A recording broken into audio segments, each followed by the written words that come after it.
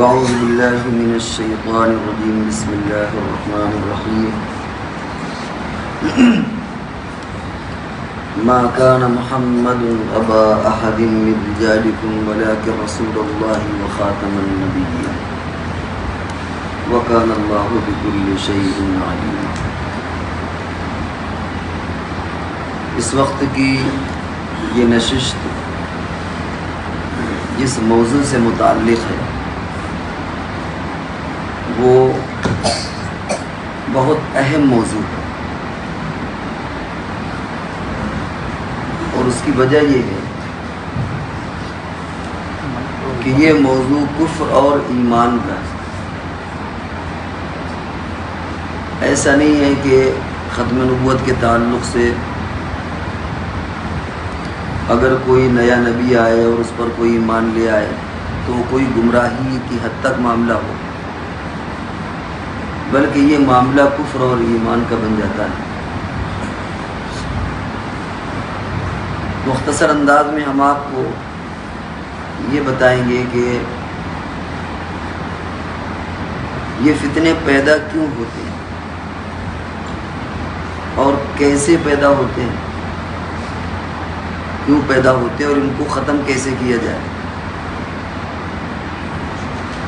دیکھیے قرآن پاک میں ہم اور آپ پڑھتے رہتے ہیں الیوم اکملت لکم دینکم واتممت علیکم نعمتی ورضیت لکم الاسلام دینا، کہ ہم نے تم پر دین اسلام کو مکمل کر دیا، ہم نے وہ نعمت اپنی مکمل کر دی، ہم تمہارے دین سے راضی ہو گئے، اب اس کے بعد کوئی نیا دین آنے والا نہیں ہے۔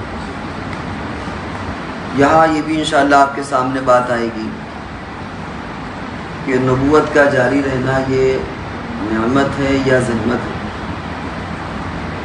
کیونکہ جو اس طرح کے فتنہ پرور لوگ ہیں وہ یہ بات بھی کہتے ہیں کہ صاحب نبوت تو اللہ کی طرف سے رحمت ہے اور رحمت کو تو جاری رہنا چاہیے۔ تو انشاءاللہ اس کی بھی وضاحت ہوگی کہ یہ نبوت کا جاری رہنا یہ زحمت ہے یا یہ رحمت ہے۔ دراصل رسول اللہ صلی اللہ علیہ وسلم نے قیامت تک آنے والوں فتنوں کی نشاندہی کر دی، جو بڑے بڑے فتنے ہوں گے، اور ان فتنوں کا آنا بھی اس معنی کر ضروری ہے کہ ہم صحیح دین پر چل رہے ہیں یا نہیں، اس کا بھی ہم جائزہ لیں۔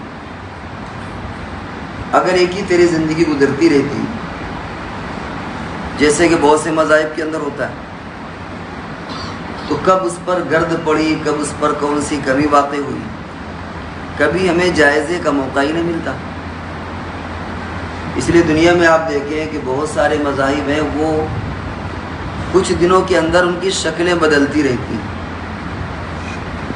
وہ اپنی شکلیں بدل دیتی ہیں، اپنی طریقے بدل دیتے ہیں وہ مذاہب، لیکن الحمدللہ دین اسلام کا مسئلہ ایسا ہے کہ وہ پوری دنیا کے اندر اس کی ایک ہی شکل ہے، ایک ہی شبیہ ہے، اس کی بنیاد یہی ہے۔ خود رسول اللہ صلی اللہ علیہ وسلم نے فرمایا کہ میرے بعد 30 دجال آئیں گے، اور ہر ایک یہ دعویٰ کرے گا کہ میں نبی ہوں، لیکن میرے بعد کوئی نبی آنے والا نہیں ہے۔ تو معلوم یہ ہوا کہ آپ نے فتنوں کی نشاندہی پہلے کر دی، اور ان کا فائدہ یہ ہوتا ہے کہ ہم جائزہ بھی لیتے رہیں اپنا، اپنے گرد و پیش کا، اپنے سماج کا، ورنہ اگر گاڑی ایک ہی ٹریک پر چلتی رہتی تو کبھی یہ سوچنے کی نوبت ہی نہ آتی کہ ہمارے صحیح عقیدے کیا ہیں، صحیح طریقہ کیا ہے، صحیح عقائد کیا ہیں، کبھی سوچنے کی نوبت ہی نہ آتی۔ لیکن اس طرح جب حالات آتے ہیں تو ان میں گھبرانے کی ضرورت نہیں ہے۔ اثر نو انسان کو ایک بار سوچنے اور سمجھنے کا موقع ملتا ہے، ہم اسے چھان پھٹک کر کے پھر ہم ان عقیدوں کو نکھارتے ہیں کہ دیکھیں یہ وہ عقیدے ہیں جس پر چل کر کے ایک ایمان والا مومن ہو سکتا ہے، اور ان عقیدوں کے اگر خلاف چلے گا تو وہ ایمان سے باہر ہو جائے۔ رسول اللہ صلی اللہ علیہ وسلم نے یہ بھی فرمایا، خواب کا ذکر آتا ہے کہ آپ نے خواب دیکھا کہ میں نے 2 سونے کے کنگن پہنے ہوئے اور پھر میں نے ان میں پھونک ماری اور وہ اڑ گئے۔ صحابہ اکرام نے عرض کیا اللہ کے رسول اس کی تعبیر کیا ہے؟ فرمایا کہ 2 نبی پیدا ہوں گے، نبی تو اور سارے بھی نبوت یعنی جھوٹے نبی پیدا ہوں گے، لیکن آپ کے زمانے میں 2 پیدا ہوئے، ایک مسیلمہ ابن کذاب اور ایک اسود عنسی۔ فرمایا کہ میری حیات میں 2 نبی جھوٹے نبی ہوں گے، وہ پیسے کے لالچ کے ساتھ آئیں گے۔ سونے سے تعبیر آپ نے کی کہ اس کے اندر پیسے کی لالچ ہوگی۔ چنانچہ آج بھی یہ جو فتنہ ہے اس کی بنیاد پیسوں پر ہے۔ آج دیہاتوں میں لوگ جاتے ہیں، کہتے ہیں بھائی تمہارے پاس اگر مشین نہیں تو ہم سے مشین لے لو، موٹر سائیکل نہیں ہے تو موٹر سائیکل لے لو، اور ہم تمہاری اکنومک مدد کریں گے، ہم تمہاری معاشی اعتبار سے مدد کریں گے۔ اس طرح دیہات جا کر کے یہ لوگ پیسے کے بلبوتے پر لوگوں کے عقیدے کو خراب کرتے ہیں۔ اور پھر اس میں آخری جز یہ ہے کہ رسول اللہ صلی اللہ علیہ وسلم نے پھونک ماری اور وہ کنگن اڑ گئے۔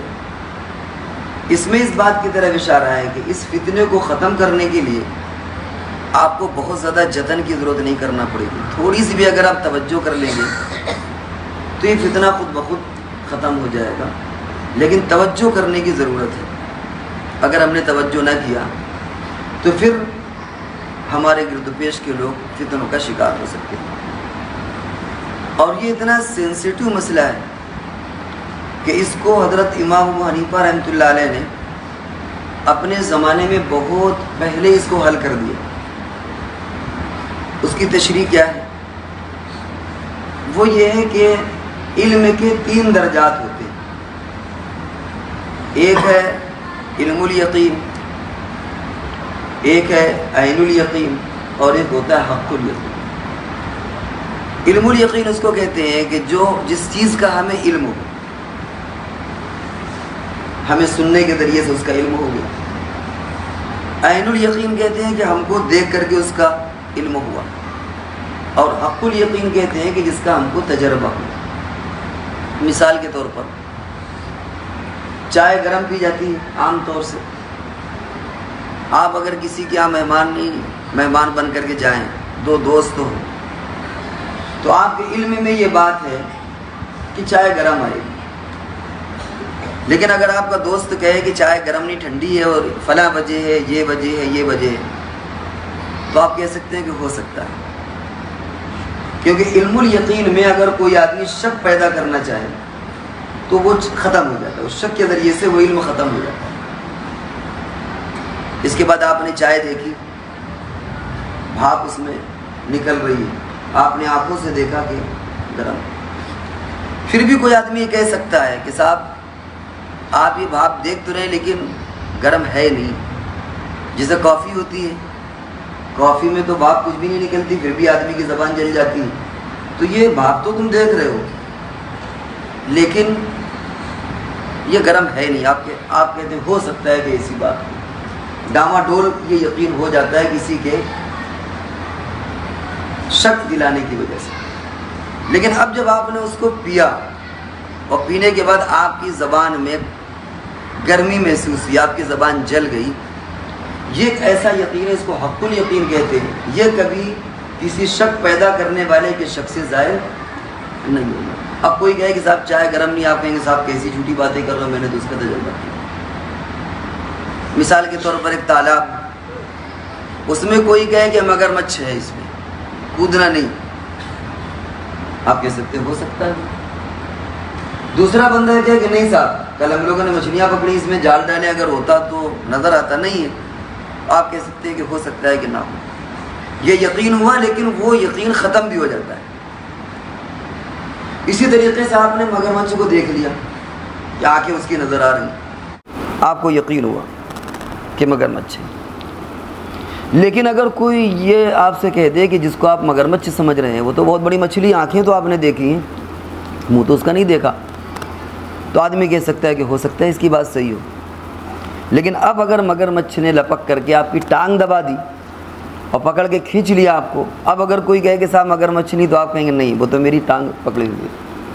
تو عین الیقین ایک ایسی، حق الیقین ایک ایسی چیز ہوتی ہے کہ اس میں کوئی آدمی شک دلائے تو شک پیدا نہیں ہوتا، مذہب کی جو عقیدے ہوتے ہیں ان کا تعلق عین الیقین سے ہوتا ہے. جیسے اللہ ایک ہے، اب آپ اس پر بحث کرنے نہیں بیٹھیں گے کہ صاحب اللہ ایک ہے کہ دو ہے. اگر کوئی بحث بھی کر رہا ہوگا تو آپ اسے فالتو چھوڑ کر کے چلے آئیں گے، یہ بحث کا موضوع ہی نہیں ہے. آخرت ہے، کیوں؟ اس لیے کہ رسول اللہ صلی اللہ علیہ وسلم نے فرما دیا، قرآن میں اس کا ذکر ہے. اب ہمیں بحث کر کے اپنا وقت نہیں برباد کرنا کہ صاحب آخرت ہے کہ نہیں. حق الیقین ہے، یہ ایک ایسا یقین ہے کہ جو ان تمام یقینوں سے بڑھ کر کے ہوتا ہے. اسی طریقے سے رسول اللہ صلی اللہ علیہ وسلم آخری نبی ہیں، یہ بات بھی یقین سے ثابت ہے. اب اگر کوئی اس میں بحث کرے کہ صاحب آپ آخری نبی ہے کہ نہیں، آخری اور کوئی نبی پیدا ہو سکتا ہے کہ نہیں، یہ بحث کا موضوع ہی نہیں ہے. جس طریقے سے آپ دو خدا کے بارے میں بحث نہیں کرتے، ٹھیک اسی طریقے سے ایسی کوئی بحث کو آپ فالتو سمجھے جس میں کوئی آدمی یہ کہے کہ صاحب رسول اللہ صلی اللہ علیہ وسلم کے بعد کوئی نبی آ سکتا ہے، وہ چاہے ذلی ہو، بروزی ہو، عکس ہو، کیسا بھی ہو، نہیں آ سکتا. اور اسی بات کو حضرت امام ابو حنیفہ رحمۃ اللہ علیہ نے اپنے زمانے میں حل کر کے چلے گئے، اور انہوں نے قیامت تک آنے والے مسلمانوں کو ایک پیغام دیا. کیا پیغام دیا؟ فرمایا کہ اگر کوئی آدمی یہ کہے کہ حضور صلی اللہ علیہ وسلم کے بعد کوئی نبی پیدا ہوگا اور آپ یہ کہیں کہ دلیل دو، تو آپ کافر ہو جائیں گے. دلیل کا کیا مطلب؟ دلیل مانگنے کا مطلب یہ ہے کہ آپ کے ذہن میں یہ بات ہے کہ اگر وہ دلیل دے دے گا تو ہم مان لیں گے، لیکن یہ بحث کا موضوع ہی نہیں ہے. جیسے کوئی کہے کہ دو خدا، آپ کہیں دلیل دو، یہ حماقت ہے، بیوقوفی ہے. ایمان تو اسی وقت ہوتا ہے جب کہ کم سے کم اتنا عقیدہ ہو کہ آدمی اس کے دوسرے پہلو پر اس کے ذہن میں وہ چیز آ ہی نہ سکے. تو حضرت امام ابو حنیفہ رحمۃ اللہ علیہ نے اس دروازے کو اپنے زمانے میں ہی بند کر دیا. فرمایا کہ اگر کوئی شخص آئے تمہارے پاس اور وہ یہ کہے کہ ایک نبی اور آ سکتا ہے یا کوئی نبی ہے، اور تم نے یہ کہہ دیا کہ اچھا دلیل دو، تو اسی وقت وہ کافر ہو جائے گا. کیوں؟ اس لیے کہ تم نے دلیل کیوں مانگی؟ ایک ایسی چیز کی دلیل جو ممکن ہی نہیں ہے، جو محال میں سے. یہ در حقیقت حضرت امام ابو حنیفہ رحمۃ اللہ علیہ نے اس دروازے کو بند کر دیا کہ اس کبھی بحث میں نہ پڑنا. تو اس سے معلوم ہوا کہ یہ بڑا سینسیٹیو مسئلہ ہے. بہرحال آپ کو معلوم ہے کہ یہی قریب میں پنجاب میں ایک علاقہ قادیان، وہاں ایک نبی پیدا ہوا، اور بھی نبی پیدا ہوں گے. اب ہم آپ کو تھوڑا سا اس بات کی طرف توجہ دلائیں کہ نبی کی خصوصیات کیا ہوتی ہے. کیا کوئی نبی بن سکتا ہے کہ نہیں، اس کی ضرورت کیا ہوتی ہے، اور نبی نبوت کا جاری رہنا یہ رحمت ہے یا زحمت ہے. دیکھیے، نبی جب ہوتا ہے تو اس کی پوری زندگی محفوظ ہوتی ہے، پیدائش سے لے کر کے آخری وقت تک. اور آپ جانتے ہیں کہ پورے روئے زمین میں صرف رسول اللہ صلی اللہ علیہ وسلم کی پوری زندگی محفوظ ہے، اور انبیاء کی زندگیاں محفوظ ہیں، قرآن میں ان کا ذکر ہے. یہاں پر وہ بحث نہیں، ہم تو اس حضور صلی اللہ علیہ وسلم کی بات کا تذکرہ ہو رہا ہے کہ آپ کے بعد کوئی ایسا نہیں کہ پوری زندگی آپ کی محفوظ ہے. حتیٰ کہ نبوت سے پہلے کی زندگی محفوظ ہے، کیسے کھاتے تھے، کیسے پیتے تھے، کیسے سوتے تھے. عبادت کے علاوہ جو عام روزمرہ کی زندگی وہ بھی محفوظ ہے. جو جلوت کی زندگی یعنی لوگوں کو نظر آنے والی وہ بھی محفوظ، اور جو خلوت کی زندگی جو آپ کی پرسنل لائف ہے وہ بھی محفوظ ہے. ازواج مطہرات نے وہ تمام چیزیں جو آپ کی رات کی تھیں کہ آپ کیسے نماز پڑھتے تھے، کیسے وضو بناتے تھے، کیسے روتے تھے، رات میں آپ کے کیا معمولات تھے، وہ ساری چیزیں بھی امت کو بیان کر کے دے دیا. اس روئے زمین پر کوئی انسان ایسا نہیں ہے جو یہ دعویٰ کر سکے کہ میری پرسنل لائف کو پوری دنیا کے اندر اس کو واضح کر دیا جائے. اگر کسی کو بلینک چیک دی جائے کہ تمہیں منہ مانگی انعام ملے گا، لیکن جو تم نے پوری زندگی میں جرائم کیے ہیں خفیہ طور پر، موبائل کی دنیا کے ذریعے سے، خلوت میں، وہ کیا پوری دنیا میں اس کو عام کر دیا جائے؟ آپ ہاتھ جوڑ لیں گے کہ ہم کو بلینک چیک نہیں چاہیے، کیونکہ ہمیں معلوم ہے کہ ہم نے کیا کیا جرائم کیے. لیکن قربان جائیے، رسول اللہ صلی اللہ علیہ وسلم کی پوری زندگی محفوظ ہے. اب ظاہر بات ہے کہ جو بھی آدمی دعویٰ کرے کہ میں نبی ہوں، آپ اس کی زندگی دیکھیں کس طرح کرپٹ زندگی ہے. اسی لیے ہمارے علماء کہتے ہیں کہ جب کبھی ایسی بات ہو تو مرزا کی پرسنل لائف پر آ جائیے کہ اس کی پرسنل لائف کیسی تھی.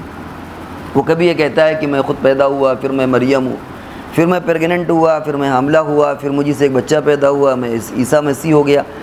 ایسی مضحکہ خیز، ایسی مذاق والی لائف ہے کہ ایک نارمل انسان بھی شرمائے گا ان چیزوں سے، چہ جائے کہ ایک ایسا شخص جو اپنے بارے میں نبوت کا دعویٰ کرے۔ دوسری چیز ہے کہ ختم نبوت کا یہ بھی ایک اہم پیغام ہے کہ رسول اللہ صلی اللہ علیہ وسلم کی یہ خصوصیت اور اسلام کی یہ خصوصیت ہے کہ یہ اپنے مہد، جس کو آپ گہوارہ کہتے ہیں، جہاں وہ پیدا ہوا، جہاں اس نے جنم لیا، اس وقت سے لے کر قیامت تک کسی بھی باطل مذہب کا تسلط وہاں پر نہیں ہو پائے گا۔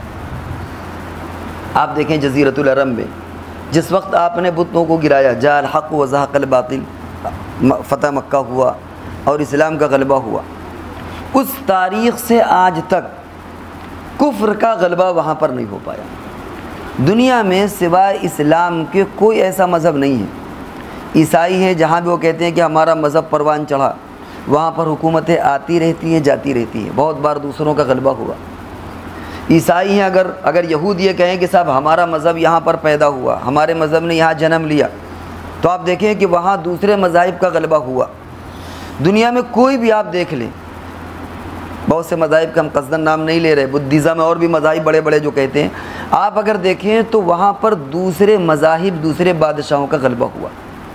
اور جب غلبہ ہوتا ہے تو کیا ہوتا ہے؟ جب نئی حکومت آتی ہے، نیا مذہب آتا ہے تو پرانی چیزوں کو مٹا دیا جاتا ہے۔ قرآن پاک میں اس کا ذکر ہے، ان الملوک اذا دخلوا قریۃ افسدوها وجعلوا اعزۃ اہلها اذلہ، کہ جب کوئی بادشاہ حکومتوں کو فتح کرتے ہیں تو وہ عزت والوں کو ذلیل کر دیتے ہیں اور وہاں کے نشانات کو ملیا میٹ کر دیتے ہیں۔ دنیا میں سوائے اسلام کے کوئی ایسا مذہب نہیں ہے کہ وہاں غیر مسلموں کا، وہ کوئی بھی مذہب والا ہو، اس کا تسلط نہیں ہو پایا، گویا اللہ رب العزت نے اس کو محفوظ کیا ہے۔ ظاہر بات ہے کہ قادیان اگر آپ دیکھیں تو وہاں کتنے مذہب آ چکے، کبھی ہندوازم کا غلبہ رہا، کبھی انگریزوں کا غلبہ رہا، کبھی کسی اور کا غلبہ رہا، کبھی کسی اور کا غلبہ رہا۔ یہ بھی اس بات کی دلیل ہے کہ ایسا خطہ اسلام کا مرکز نہیں بن سکتا۔ تو اس لیے آپ اگر ان باتوں کی طرف توجہ دیں تو خود معلوم ہو جائے گا کہ مذہب اسلام برحق ہے، اور نئے نبوت کا دعویٰ کرنے والا وہ در حقیقت نئے مذہب کا مدعی ہوتا ہے، یہ سب باطل ہے۔ اب ہم آپ کو تھوڑا سا اس بات کی طرف لے چلیں کہ کیا یہ نبوت کا جاری رہنا یہ زحمت ہے یا یہ رحمت ہے؟ اس سے پہلے تھوڑا سا آپ کو علمی بحث کی طرف لے چلیں 2-4 منٹ کے لیے۔ دیکھیں، ختم نبوت کا جہاں تک معاملہ ہے، اس کے دلائل اور اس کے ثبوت قرآن سے بھی ہیں، حدیث سے بھی ہیں، اجماع صحابہ سے بھی ہیں اور اجماع امت سے بھی ہیں۔ یہ علمی بحث ہے اور ہم محسوس کر رہے ہیں کہ سارا طبقہ علمی نہیں ہے، لہذا ہم اس میں ڈیپلی میں نہیں جائیں گے۔ قرآن میں تو جو آیت پڑھی، قاری صاحب نے بھی جو تلاوت میں پڑھی اور ہم نے بھی پڑھی، ما کان محمد ابا احد من رجالکم ولکن رسول اللہ وخاتم النبیین، کہ محمد صلی اللہ علیہ وسلم تم میں سے کسی مرد کے باپ نہیں ہے، اور یاد رکھو کہ وہ خاتم النبیین، نبیوں کو ختم کرنے والے ہیں، آپ کے بعد کوئی نبی آنے والا نہیں ہے۔ قرآن میں اور بھی دلائل ہیں، لیکن اس وقت جو موقع ہے اور جو وقت کی تنگی ہے وہ اس بات کی اجازت نہیں دیتی کہ ہم سارے دلائل آپ کے سامنے پیش کریں۔ اسی طرح احادیث میں تو بہت ساری تفسیر موجود ہے، ہم نے بہت ساری چیزیں نوٹ بھی کی تھی لیکن اس کی بھی گنجائش نہیں ہے۔ حدیث کے اندر دیکھیے، جہاں بھی رسول اللہ صلی اللہ علیہ وسلم نے فتنوں کا ذکر کیا، آگے یہ ضرور کہہ دیا کہ میرے بعد کوئی نبی نہیں ہے۔ ایک جگہ پر فرمایا حضرت علی رضی اللہ تعالیٰ عنہ کے تعلق سے کہ علی تم مکہ میں ٹھہرنا، ایک جہاد میں جانا تھا آپ کو، جنگ میں، تو حضرت علی کو مدینہ کا ذمہ دار بنایا۔ حضرت علی نے کہا کہ اے اللہ کے رسول، لوگ کہیں گے کہ یہ عورتوں کی طرح پیچھے رکا ہوا ہے، ہم بھی آپ کے ساتھ چلیں گے۔ فرمایا انت بمنزلۃ ہارون من موسیٰ، تم ایسے ہو جیسے ہارون کی مثال موسیٰ علیہ السلام کے مقابلے میں۔ جب ہارون علیہ السلام اللہ سے مناجات کے لیے گئے تو اپنا نائب بنا گئے ہارون کو، میں تم کو اپنا نائب بناتا ہوں، لیکن آگے فرمایا کہ لا نبی بعدی، لیکن دیکھو میرے بعد نبی نہیں ہوگا۔ موسیٰ علیہ السلام کے بعد تو نبی ہوئے، لیکن میرے بعد کوئی نبی نہیں ہوگا۔ اسی طریقے سے اگر آپ اور حدیثوں کے اندر دیکھیں، لو کان بعدی نبی لکان عمر، اگر میرے بعد کوئی نبی ہوتا تو وہ عمر ہوتے۔ تقریباً 70 سے زائد حدیثیں ایسی موجود ہیں جن میں صاف صاف موجود ہے کہ میرے بعد کوئی نبی نہیں ہوگا، لا نبی آبادی، لا نبی آبادی۔ ایک جگہ فرمایا کہ میرے بعد 30 نبی پیدا ہوں گے، سب دجال ہوں گے، کذاب ہوں گے، اور دیکھو میرے بعد کوئی نبی ہونے والا نہیں۔ یہ حدیثوں کے ذریعے سے ثبوت ہوا۔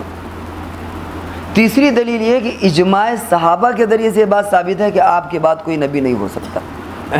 چنانچہ جب حضور علیہ السلام کے زمانے میں ہی مسیلمہ پیدا ہو چکا تھا اور تیاریاں اس کے خلاف جاری تھیں، آپ کی وفات کے بعد حضرت صدیق اکبر رضی اللہ تعالیٰ عنہ نے اس کا مقابلہ کیا، اور اتنے صحابہ شہید ہوئے کہ اتنے صحابہ پورے جنگوں میں شہید نہیں ہوئے، اس کی سرکوبی کی گئی۔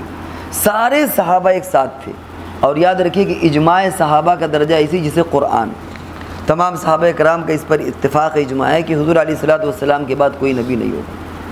چوتھا سورس اور ذریعہ یہ ہوتا ہے کہ پوری امت کے جو محدثین ہیں، جو مفسرین ہیں، وہ اس بات کو زور دے کر کہتے ہیں کہ صاحب آپ کے بعد کوئی نبی نہیں ہے۔ چنانچہ آپ تفسیر دیکھ لیں، محدثین کی تفسیر، جو محدثین ہیں، شراح حدیث ہے، حدیث کے شرح کرنے والے، قرآن کی تفسیر کرنے والے، پوری امت کے علماء اس بات پر متفق ہیں کہ حضور صلی اللہ علیہ وسلم کے بعد کوئی بھی نبی کسی طرح کا بھی نہ ذلی ہوگا، نہ بروزی ہوگا، نہ عکس ہوگا، نہ سایہ ہوگا، کسی طریقے سے آنے والا نہیں ہے۔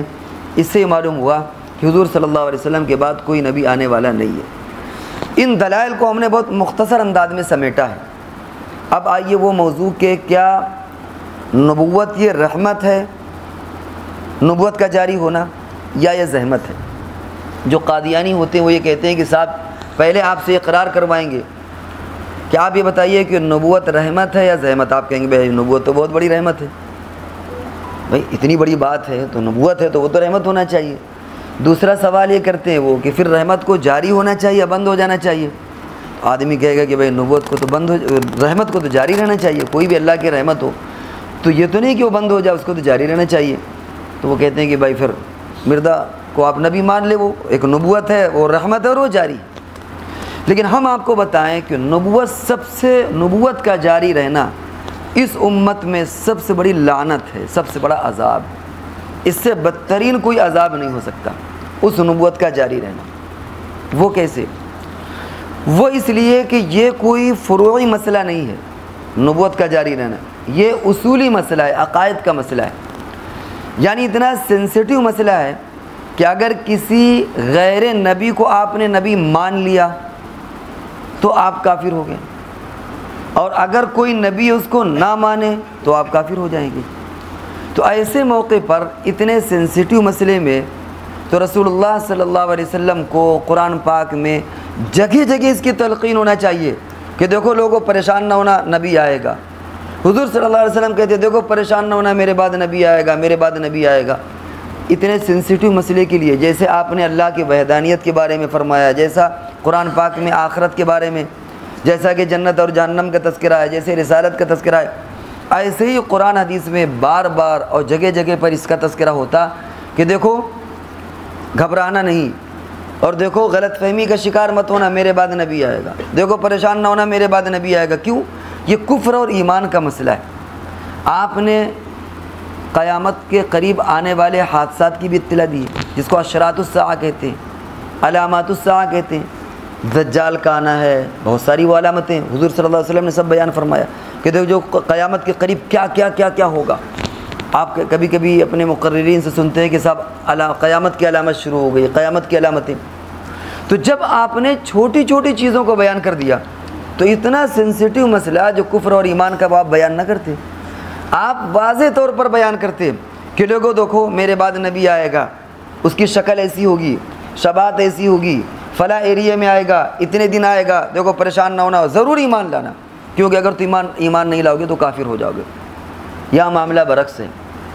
یہاں کیا فرماتے ہیں حضور صلی اللہ علیہ وسلم؟ لا نبی آبادی، لا نبی آبادی، لا نبی آبادی، دیکھو میرے بعد نبی نہیں ہوگا، نبی نہیں ہوگا، نبی نہیں ہوگا۔ اس سے معلوم ہوا کہ یہ نبوت کا جاری رہنا یہ ایک عذاب ہے۔ عذاب کیسے ہے؟ کفر اور ایمان کا مسئلہ ہے۔ اس کو آپ ایک مثال سے سمجھیں۔ حضور صلی اللہ علیہ وسلم سے پہلے جو امتیں تھیں ان کے لیے سب سے بڑی پرابلم جو آتی تھی، سب سے بڑی پریشانی اور سب سے بڑی آزمائش اور سب سے بڑا عذاب وہ یہ ہوتا تھا، ہر وقت ان کو یہ ڈر لگا رہتا تھا کہ پتہ نہیں کب نیا نبی آ جائے۔ کیوں؟ اس لیے کہ اگر نیا نبی آئے تو پہلے تو اس کو آپ پہچانیے، کہیں پہچاننے میں غلطی کر دی تب بھی گڑبڑ ہو گیا، اور نیا نبی آنے کے بعد آپ ایمان نہیں لاتے تو کافر ہو جائیں گے، اور اگر آپ چوک گئے اور کسی غیر نبی کو آپ نے مان لیا تو کافر ہو جائیں گے۔ تو جب کوئی نیا نبی آتا تھا تو ٹینشن پیدا ہوتی تھی گھر کے اندر، پتہ چلا باپ ایمان لے آیا تو بیٹا بھی کہہ رہا ابھی ہم ریسرچ کر رہے ہیں، شوہر ایمان لے آیا تو بیوی کہتی تھی ابھی ہم ریسرچ کر رہے ہیں، پتہ نہیں نبی ہے کہ نہیں۔ تو پتہ چلا باپ بیٹے میں جھگڑا پیدا ہو گیا، میاں بیوی میں جھگڑا پیدا ہو گیا، بھائی بھائی میں جھگڑا پیدا ہو گیا، کہتا ہے کہ صاحب یہ نیا نبی ہے، ساری شرائط پوری ہے، دوسرا کہتا ہے کہ نہیں نہیں نہیں یہ نیا نبی نہیں ہے۔ تو پتہ چلا کہ ہر 50 سال کے بعد، ہر 100 سال کے بعد ان کو اتنی ٹینشن ہوتی تھی کہ یار نیا نبی اگر آئے گا، پہچاننے میں غلطی ہو گئی تو مصیبت، نہ پہچان پائے تو مصیبت، تو گھر گھر جھگڑے، سر پھٹول، بڑی ٹینشن رہتی تھی، ایک عذاب اور ایک آزمائش رہتی تھی۔ اللہ رب العزت نے امت کو اس آزمائش سے بچا لیا۔ اب تم کو اس ٹینشن میں پڑنے کی ضرورت نہیں، تھوڑی دیر مان لیجئے اگر بالفرض والمحال اگر نیا نبی آتا تو بتائیے کتنی ٹینشن ہوتی۔ اس مجمع میں مثال کے طور پر 200 لوگ بیٹھے ہوئے، اگر نیا نبی آتا تو ہر آدمی کی رائے الگ ہوتی، وہ کہتا ہے یہ صحیح، وہ کہتا ہے جھوٹ، وہ کہتا ہے صحیح، وہ کہتا ہے جھوٹ، اس مجمع میں 2-4 گروپ پیدا ہو جاتے۔ اب جو ایمان لاتے وہ بھی کنفیوژن کا شکار ہے، پتہ نہیں ہم صحیح مانا بھی ہم نے کہ نہیں، جو نہ لاتے وہ بھی کنفیوژن کا شکار ہوتے، یار پتہ نہیں صحیح نبی ہے کہ نہیں۔ کتنا بڑا ٹینشن، کتنی بڑی مصیبت ہوتی۔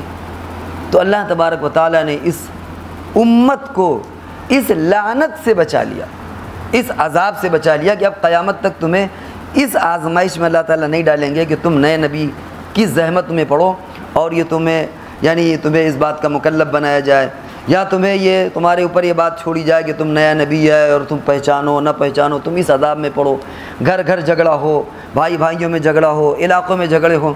اللہ تبارک و تعالیٰ نے اس امت کو بچا لیا۔ اسی لیے کہا جاتا ہے کہ نبوت کا جاری رہنا سب سے بدترین لعنت ہے اور سب سے بڑا عذاب ہے اس امت کے اندر۔ اللہ تبارک و تعالیٰ نے اس امت کو ایسے عذاب سے بچا لیا۔ اب آئیے ایک اور چیز کی طرف آپ کو اشارہ کرتے چلیں، وہ یہ کہ نئے نبی، مثال کے طور پر اگر نیا نبی آتا اور آپ کو پہچاننے میں غلطی ہوتی یا نہ ہوتی تو کیا ہوتا؟ پھر میدان محشر میں آپ کے لیے کوئی بہانے کا موقع نہ ملتا۔ آپ ہو سکتا ہے ایمان نہ لاتے تو اللہ تعالیٰ پوچھتے ایمان کیوں نہیں لائے؟ آپ کہتے اللہ میاں ہم نے بہت اس کو دوربین و خوردبین سے دیکھی لیکن ہمارے معیار پر اترا نہیں۔ تو اللہ تعالیٰ فرماتے کہ یہ تمہارا جائزہ لینا، تمہارا یہ جانچنا پرکھنا یہ تمہارا کمپلیٹ نہیں تھا، تمہیں ایمان لانا چاہیے، تم کیوں نہیں ایمان لائے؟ چلو کیٹیگری میں کھڑے ہو گئے، آدمی مجرم ہوتا۔ لیکن جب ہم کو یہ معلوم ہو گیا کہ اب کوئی نبی آنے والا ہے ہی نہیں تو اب میدان محشر میں ہمیں اس سلسلے کا کوئی حساب کتاب ہوگا ہی نہیں۔ اب اگر کوئی دعویٰ بھی کرتا ہے میں نبی ہوں، ہمیں اس کی طرف دیکھنے کی ضرورت ہی نہیں ہے۔ اب اللہ تعالیٰ فرض کر لیجئے یہ فرض آنے والا کوئی نہیں، جیسے 2 خدا نہیں ہو سکتے ایسے حضور کے بعد کوئی نبی نہیں ہو سکتا، سیم کیٹیگری کا عقیدہ ہے۔ ایسا نہیں کہ اگر 2 خدا کوئی مان لے تو آدمی سوچے یار یہ تو بڑا گناہ کر لیا، اور اگر کوئی 2 نبی مانے تو آدمی سوچا رہے یار چلے گا، ہلکا پھلکا مسئلہ ہے۔ ہلکا پھلکا مسئلہ نہیں، یہ ایسے ہی جیسے کافر اور مشرک و مرتد۔ تو فرض کر لیجئے کہ اگر کوئی نیا نبی آئے اور اللہ تعالیٰ میدان محشر میں پوچھیں کہ تم اس پر ایمان کیوں نہیں لائے، تو ہم آرام سے کہہ دیں گے کہ اللہ تعالیٰ اے اللہ آپ نے قرآن میں فرمایا تھا کہ کوئی نبی نہیں آئے گا، رسول اللہ صلی اللہ علیہ وسلم نے فرمایا تھا کہ کوئی نبی نہیں آئے گا، حدیثوں میں آیا تھا کہ کوئی نبی نہیں آئے گا، صحابہ کرام نے بتایا کوئی نبی نہیں آئے گا، امت کے سارے علماء نے بتایا کہ کوئی نبی نہیں آئے گا، اس لیے ہم ایمان نہیں لائے۔ تو اللہ تعالیٰ یہ کہہ دیں گے کہ ٹھیک ہے یہ میرا بندہ صحیح بول رہا ہے۔ یہ ہم آپ کو سمجھانے کی کوشش کر رہے ہیں۔ تو خلاصہ یہ ہے کہ رسول اللہ صلی اللہ علیہ وسلم کے بعد کوئی نبی نہیں آئے گا۔ اب آئیے ہم آپ کو یہ سمجھائیں کہ نبی کیوں آتے تھے، ضرورت کیا تھی نبی آنے کی۔ نبی جو نئے نبی آتے تھے وہ 4 وجوہ سے آتے تھے، 4 وجہ ہوتی تھی۔ پہلی چیز کیا ہوتی تھی؟ تعلیم کو بھلا دیا گیا، اس کی جو تعلیم ہوتی تھی اس کو مسخ کر دیا گیا، خراب کر دیا گیا، بھلا دیا گیا۔ مثال کے طور پر جموں والوں کو پہنچا اور ادھر سری نگر والوں کو نہیں پہنچا، تو کیا ہوا؟ ایک نبی یہاں پر اور ایک نبی وہاں پر بھیج دیا گیا۔ پہلے حضور صلی اللہ علیہ وسلم سے پہلے یہ وجوہات ہوتی تھی، یا ایسا ہوتا تھا کہ ایک نبی آیا اور اس نے ایک تعلیم کی دی کہ بھائی یہ دین ہے، اور اس کے اندر کیا کیا کہ اس قوم کے اندر یوں کہہ لیجئے، بلکہ پہلی وجہ کیا ہے کہ اس قوم میں نبی نہ آیا ہو، اس قوم میں نبی نہ آیا تو اللہ تبارک و تعالیٰ نبی بھیج دیتے تھے۔ اور اس حضور صلی اللہ علیہ وسلم سے پہلے جو نبی آتے تھے وہ پورے عالم کے لیے نہیں ہوتے تھے، نہ قیامت تک کے لیے ہوتے تھے، وہ خاص پرٹیکولر علاقے میں ہوتا تھا۔ اسی لیے ایٹ اے ٹائم کئی نبی ہو جاتے تھے۔ پتہ چلا حضرت اسحاق بھی نبی، حضرت اسماعیل بھی نبی، حضرت ہارون بھی نبی، حضرت موسیٰ علیہ السلام ایک وقت میں کئی نبی، حضرت ابراہیم علیہ السلام کے زمانے میں حضرت لوط علیہ السلام وہ بھی نبی، آپ کے بیٹے حضرت اسماعیل وہ بھی نبی، حضرت اسحاق وہ بھی نبی، ایک زمانے میں کئی نبی ہو جاتے تھے، ایک اس ایریے کا، ایک یو پی کا، تو ایک بہار کا، تو ایک کشمیر کا، تو ایک فلاں کا، ایک فلاں کا۔ اسی طرح جب زمانہ چینج ہوتا تھا تو ان کا پرٹیکولر ٹائم ہوتا تھا، کوئی 100 سال کے لیے، کوئی 50 سال کے لیے، کوئی 200 سال کے لیے، اس لیے نئے نبی آتے تھے۔ اور رسول اللہ صلی اللہ علیہ وسلم وما ارسلناک الا رحمۃ للعالمین، اللہ نے آپ کو پورے عالم کے لیے نبی بنا کر بھیجا ہے، پوری دنیا میں اسلام کی بات پہنچ چکی ہے، اسی طرح قیامت تک کے لیے نبی بنا کر بھیجا ہے، تو یہ وجہ بھی نئے نبی آنے کی نہیں ہو سکتی۔ اسی طرح دوسری وجہ یہ ہے کہ تعلیم بھلا دی گئی، جو ہم نے پہلی وجہ بیان کی تھی، یہ دوسری، اس کی تعلیم بھلا دی گئی ہو یا اس کے اندر تحریف کر دی گئی ہو، تو اب نیا نبی آتا تھا کریکشن کے لیے، اس کو صحیح کرنے کے لیے کہ تم نے یہاں پر چینجنگ کر دی، تم نے گڑبڑی کر دی، اور تم نے اس کو ایسا بدل دیا کہ نئے نبی کی ضرورت ہے۔ جیسے حضرت موسیٰ علیہ السلام آئے، یہودیوں نے توریت میں تبدیلی پیدا کر دی، گڑبڑیاں پیدا کر دی، اس کی اصلاح کے لیے حضرت عیسیٰ علیہ السلام کو بھیجا گیا۔ تو کیا ہوتا تھا، وہ تعلیمات بھلا دی جاتی تھی، اس لیے نئے نبی ہوتا تھا۔ تیسری وجہ یہ تھی کہ تعلیم مکمل نہ ہو، تعلیم تو ہے لیکن مکمل تعلیم نہ ہو، مکمل چیز سامنے نہ آئی ہو، تو کبھی اس کے تکمیل کے لیے بھیجا جاتا تھا۔ کوئی چیز انکمپلیٹ ہے تو یہ ہوا کہ اب ان کے ذریعے سے اس کو کمپلیٹ کر دیا جائے۔ چوتھا وجہ جو ہوتی تھی، چوتھی وجہ نبی بھیجنے کی، وہ مدد کے لیے بھیجا جاتا تھا، نصرت کرنا، مدد کرنا۔ جیسے حضرت ہارون علیہ السلام کو نبی بنایا حضرت موسیٰ علیہ السلام کی مدد کے لیے۔ اس امت میں یہ چاروں چیزیں موجود نہیں ہیں۔ بھائی آپ علیہ السلام پورے عالم کے لیے نبی ہیں، قیامت تک کے لیے نبی ہیں۔ اسی طرح اگر کوئی پوچھے کہ بھائی کیا قرآن کے اندر تبدیلی آ گئی، آپ کہیں گے نہیں۔ کوئی پوچھے حدیثوں کے اندر تبدیلی آ گئی، آپ کہیں گے نہیں۔ کوئی کہے کہ صاحب کیا اسلام کی تعلیمات میں کوئی گڑبڑی پیدا ہو گئی، آپ کہیں گے نہیں۔ عمل کے اندر ہو سکتا ہے، ہم عمل میں کچے ہو سکتے ہیں، لیکن ایسا نہیں ہے کہ کہیں 4 نمازیں چل رہی ہوں، کہیں 3 نمازیں چل رہی ہوں اور لوگوں میں جھگڑے ہوں کہ 5 ہیں کہ 3 ہیں۔ ایسا الحمدللہ امت میں کوئی اس طرح کی چیز نہیں آئی۔ تو یہ امت محفوظ ہے، اس کی تعلیمات محفوظ ہیں، اس کی ساری چیزیں محفوظ ہیں، اس لیے بھی ضرورت نہیں ہے۔ اس نبوت میں جو تعلیم ہے وہ بھی مکمل ہے۔ الیوم اکملت لکم دینکم، اللہ فرماتے ہیں ہم نے دین کو مکمل کر دیا، اس میں کوئی گنجائش نہیں ہے کہ مزید اس میں کوئی گنجائش ہو، اس لیے بھی نئے نبی کی ضرورت نہیں ہے۔ اور نصرت اور مدد کے لیے جو نبی آتا تھا وہ نبی کے زمانے میں آتا تھا، اگر کسی کو آنا ہوتا تو حضور کے زمانے میں آ چکتا، آپ کے بعد اس کی بھی کوئی ضرورت نہیں ہے۔ اس لیے معلوم ہوا کہ کسی بھی نئے نبی آنے کی ضرورت نہیں ہے۔ تو یہ چیزیں اگر ہم ان کو دیکھیں گے تو آسانی سے ہمارے لیے سمجھ میں آ جائیں گی یہ باتیں کہ نیا نبی آنا چاہیے یا نیا نبی نہیں آنا چاہیے۔ اب رہا مسئلہ یہ کہ یہ جو نیا نبی پیدا ہوا، جھوٹا نبی مرزا غلام احمد قادیانی، اپنے بارے میں اس نے نئے دعوے کیے کہ میں مسیح دجال ہوں اور میں مسیح موعود ہوں۔ کہیں کہتا اس نے کہ میں مہدی ہوں، کہیں اس نے کہا کہ میں جو عیسیٰ علیہ السلام آنے والے تھے میں وہی ہوں۔ حدیث کے اندر اس کی بھی ساری تفصیلات موجود ہیں، اس کی علامتیں موجود ہیں۔ ظاہر بات ہے کہ وہ کوئی علامتیں نہیں پائی گئیں۔ آپ اگر اس کی زندگی پڑھیں تو معلوم ہو جائے گا کہ کتنا وہ جھوٹا ہے، اس کی زندگی کے اندر کتنا تضاد ہے، اس کے دعووں کے اندر کتنا تضاد ہے۔ اور رہا مسئلہ یہ کہ میں عیسیٰ ہوں، تو عیسیٰ علیہ السلام کے تعلق سے خود احادیث کے اندر بڑی تفصیلیں موجود ہیں کہ وہ آئیں گے، کہاں اتریں گے، کیا کریں گے اور کس طریقے سے۔ اس مثال کے طور پر دمشق کی جامع مسجد کے بارے میں آتا ہے کہ وہ ایک سفید منارہ ہوگا، وہاں آپ اتریں گے فرشتوں کے اس طرح اتریں گے اور پانی ٹپک رہا ہوگا جیسے کوئی آدمی غسل کیے ہوئے ہو، اور دجال کو ماریں گے، شراب کو ختم کریں گے، خنزیر کو قتل کریں گے، صلیب کو توڑیں گے۔ یہ احادیث میں علامتیں موجود ہیں کہ عیسیٰ علیہ السلام جب آئیں گے تو یہ کام کریں گے، اسلام کا غلبہ ہوگا، عیسائی بھی آپ پر ایمان لے آئیں گے، اور جو آپ نئے نبی کے حیثیت سے نہیں اتریں گے بلکہ آپ بھی امتی ہوں گے، لیکن آپ کی نبوت باقی رہے گی۔ جس طریقے سے ایک ملک کا صدر دوسرے ملک چلا جاتا ہے تو اس کی صدارت باقی رہتی ہے، ایسا نہیں کہ وہ صدر نہ رہے، اس کا پروٹوکول باقی رہتا ہے۔ چنانچہ عیسیٰ علیہ السلام جب آئیں گے تو روایتوں میں آتا ہے کہ امام مہدی اس وقت آ چکے ہوں گے، وہ نماز پڑھانے چلیں گے، آگے بڑھانے کی کوشش کہ آپ پڑھائیے، تو خود عیسیٰ علیہ السلام پہلی نماز نہیں پڑھائیں گے، امام مہدی کو آگے کریں گے تاکہ امت کو یہ معلوم ہو جائے کہ اصل امامت انہی کی ہے، اور حضرت عیسیٰ علیہ السلام بھی جو اتریں گے وہ حضور علیہ السلام کی امتی ہونے کی حیثیت سے وہ بھی حضور کی ہی سنتوں پر عمل کریں گے، آپ ہی کی شریعت کا نفاذ کریں گے، وہ بھی 5 ہی وقت کی نماز پڑھیں گے، ایسا نہیں کہ جو ان کی شریعت میں نماز تھی وہ بھی حضور علیہ السلام کی امت میں جو چیزیں آپ کی شریعت میں حلال ہیں اس کو آپ حلال کریں گے، جو حرام ہیں اس کو آپ حرام کریں گے، زکوٰۃ کا جو نصاب ہے وہی چالو کریں گے، یعنی جو اس شریعت ہے اسی شریعت کو آپ بھی فالو کریں گے، کوئی نئی چیز لے کر کے نہیں آئیں گے، اور اس کے ساتھ ساتھ اسلام کا غلبہ ہوگا۔ آج میرا خیال ہے تقریباً 100 سال ہونے والے ہوں گے اس مردود مرزا غلام احمد قادیانی کو پیدا ہوئے، اس کے بعد مرے ہوئے۔ آج دیکھ لیجیے مسلمانوں کی صورتحال کیا ہے، اور زیادہ صورتحال خراب ہے۔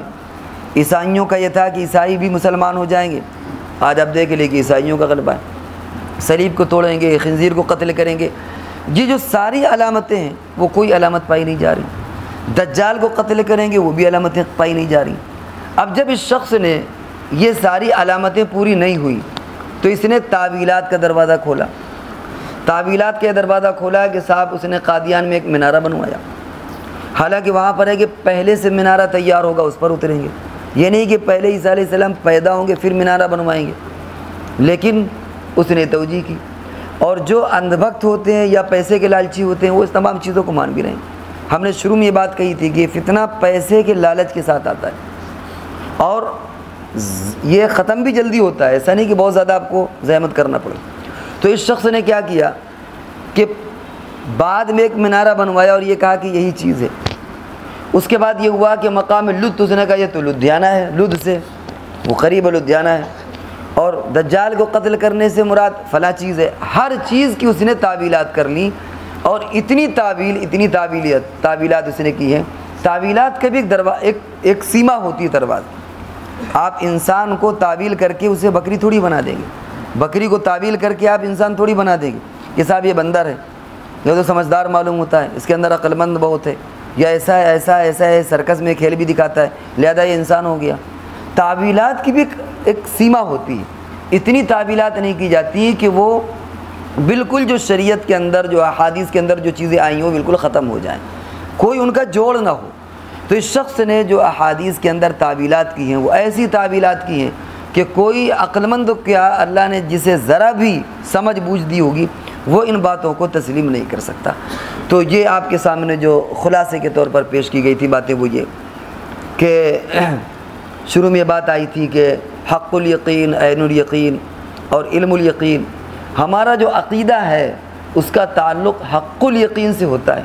عقیدے پر کبھی بحث نہیں ہوتی، عقیدہ یہ اس لیے نہیں ہوتا کہ آپ بیٹھ کر کے چند لوگوں میں بحث کریں کہ صاحب آخرت ہے کہ نہیں، خدا ایک ہے کہ دو ہیں، حضور علیہ السلام کے بعد کوئی نبی آئے گا کہ نہیں۔ عقیدہ اس چیز کے لیے ہو، اس میں اپنے ٹائم کو برباد کرنے کی ضرورت نہیں۔ اور حضرت امام ابو حنیفہ رحمۃ اللہ علیہ نے اپنے زمانے میں فرما دیا تھا، اس راستے کو دروازے کو اسی زمانے میں بند کر دیا تھا کہ اگر کوئی تم سے یہ کہے کہ میں نبی ہوں اور آپ یہ کہو کہ بھیا دلیل دے دو، تو فرمایا دلیل کا مطالبہ کرنے والا کافر ہو جائے گا۔ حضرت کا منشا، حضرت امام ابو حنیفہ رحمۃ اللہ علیہ کا منشا یہی تھا کہ اس چکر میں تمہیں پڑھنے کی ضرورت ہی نہیں، فالتو بحث میں پڑھنے کی ضرورت نہیں ہے۔ اسی طریقے سے حضور علیہ السلام نے خواب دیکھا اور اس کی بھی توجیہ آپ کے سامنے آئی کہ سونے کے کنگن، اور اس کی تعبیر یہ ہے کہ یہ پیسہ فتنوں کی بنیاد پر آئے گا، اور پھونک مارنے سے اڑ جانے کی تعبیر آپ نے کی کہ ذرا سی جد و جہد میں یہ فتنہ ختم ہو جائے گا۔ پھر آپ کے سامنے جو بات آئی وہ یہ کہ 4 طریقے ہوتے ہیں کسی چیز کے ثابت کرنے کے لیے: قرآن، حدیث، اجماع صحابہ اور اجماع امت۔ اور چاروں ذریعے سے چیز ہے، قرآن کے ذریعے سے بھی، احادیث کے ذریعے سے بھی، اجماع صحابہ اور اجماع امت کی، حضور صلی اللہ علیہ وسلم کے بعد کوئی نبی نہیں آ سکتا۔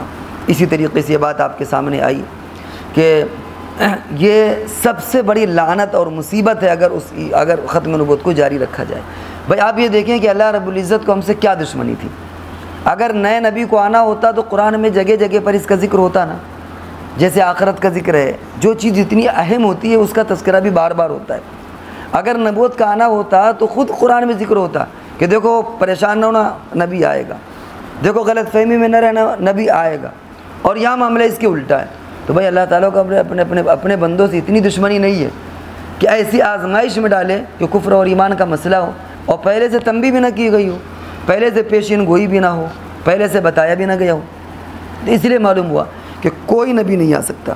اسی طریقے سے جو نبوت کے آنے کے اسباب ہوتے ہیں، جیسے قوم میں نبی نہ آیا ہو، پیغام نہ پہنچا ہو، تعلیمات بھلا دی گئی ہوں یا تحریفات کر دی گئی ہوں، تعلیم مکمل نہ ہو، تکمیل تعلیم کے لیے ہو، یا نیا نبی نصرت اور مدد کے لیے بھی ہو، وہ تمام ذرائع آج کے وقت میں موجود نہیں ہیں۔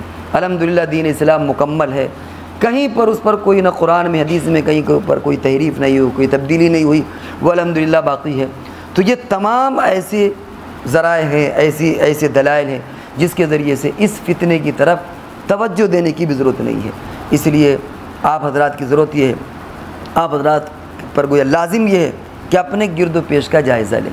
ہوتا یہ ہے کہ جب بندہ نیا ہوتا ہے وہ جلدی سے سمجھ لیتا ہے، لیکن اگر وہ ایک فتنے کا ایک بار شکار ہو جاتا ہے پھر اس کو لانا بڑا مشکل ہوتا ہے۔ اس لیے ایسے لوگوں کا سماجی بھی بائیکاٹ کریں، ہر اعتبار سے بائیکاٹ کریں۔ ملکی قانون جس چیز کی اجازت دیتا ہے، قانون کو اپنے ہاتھ میں نہیں لینا، کوئی کام ایسا نہیں کرنا جو قانون کے خلاف ہو۔ لیکن جو ملکی قانون، مثال کے طور پر سماجی بائیکاٹ کرنا ہے، یہ کون قانون کی خلاف ورزی؟ کوئی قانون کی خلاف ورزی نہیں۔ اگر اس کی دکان ہے، ہم اس کی دکان سے کوئی چیز نہ لیں، اس کا ہوٹل ہے، اس کے ہوٹل سے کوئی چیز نہ لیں، اس سے سلام دعا نہ کریں۔ شادی بیاہ تو بہت آگے کی بات ہے، تو اس کا مکمل ایسا بائیکاٹ، اس کو ایسا نکو بنایا جائے، مسلمانوں کے قبرستان پر وہ دفن نہ ہو کہ وہ بالکل نکو ہو کر کے رہ جائے امت میں، کہ سارے لوگ جان جائیں کہ یہ ایسا ہے۔ اس سے کبھی لچک معاملہ نہ ہو، مر بھی رہا ہو تو آپ پانی نہ دیں، ایک غیر مسلم کو خون دے دیں، لیکن وہ اگر مر رہا ہو تو اس کو پانی دینے کی ضرورت نہیں ہے، خون دینے کی ضرورت نہیں، تاکہ معلوم ہو جائے معاشرے میں کہ یہ وہ گندا شخص ہے جو ایسے بندے پر ایمان لائے جو رسول اللہ صلی اللہ علیہ وسلم کی نبوت پر ڈاکہ ڈالا ہے۔ تو ہماری آپ کی ذمہ داری یہ ہے کہ جو علماء ہیں، ذمہ دار ہیں، وہ تو اس کو سیکھیں اور دوسرے لوگوں کے درمیان اویئرنیس پیدا کریں، بیداری پیدا کریں۔ خاص طور سے اسکول میں پڑھنے والے بچے، دولت مند لوگ، تجارت والے لوگ، ان تک ان باتوں کو پہنچائیں، پہلے سے آگاہ کر دیں تاکہ کوئی فتنے کا شکار نہ ہو۔ اور عوام کی ذمہ داری یہ ہے کہ وہ الرٹ رہیں، وہ ہر وقت ہوش میں رہیں، کہیں ایسا نہ ہو کہ کوئی ان کے گھر کا بندہ شکار ہو جائے۔ بھائی باپ ہے، بیٹے کی طرف سے غافل ہو سکتا ہے، بیٹا غفلت کا شکار ہو جائے، ایک بھائی ہے دوسرا بھائی غفلت کا شکار ہو جائے اور وہ اس پر ایمان لے آئے، بعد میں اس کو آپ کی طرف بلانا مشکل ہو جائے گا۔ تو اگر انشاءاللہ اس طرح ہم کریں گے تو کوئی مشکل نہیں ہے، یہ فتنہ بڑی آسانی سے ختم ہو جائے گا، خود اپنی موت مر جائے گا۔ اور اگر ہم نے توجہ نہیں دی تو ظاہر بات ہے کہ ہمارے اپنے بھی اس فتنے کا شکار ہو سکتے ہیں۔ اللہ تبارک و تعالی ہم سب کو عمل کی توفیق عطا فرمائے۔ وآخر دعوانا ان الحمد للہ رب العالمین۔